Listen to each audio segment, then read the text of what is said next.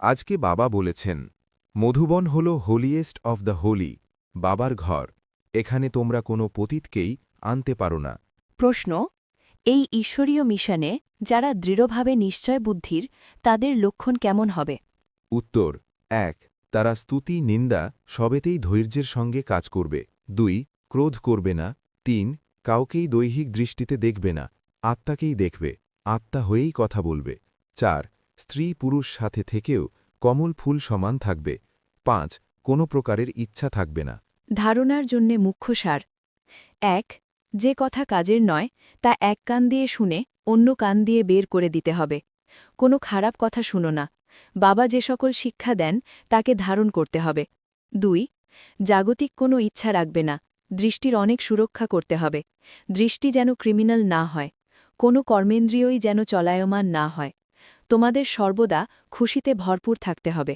বরদান, মায়ার খেলাকে সাক্ষী হয়ে দেখে সদা নির্ভয় মায়াজিৎ ভাবো।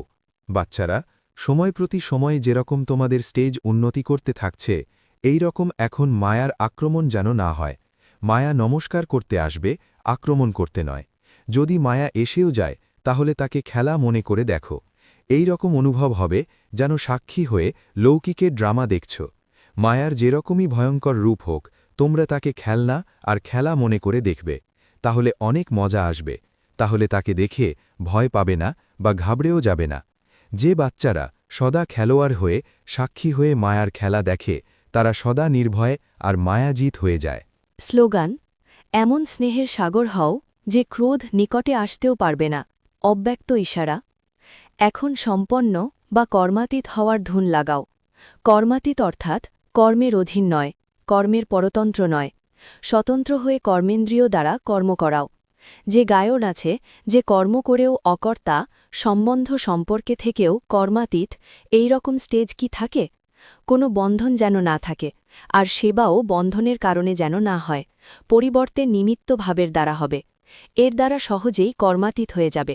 সবাই ভালো থাকুন, সুস্থ থাকুন, আর আগামী নতুন বছর খুব ভালো কাটুক। চ্যানেলটাকে সাবস্ক্রাইব করে বেল আইকনটি অন করে রাখুন। ওম শান্তি, ওম শান্তি, ওম শান্তি।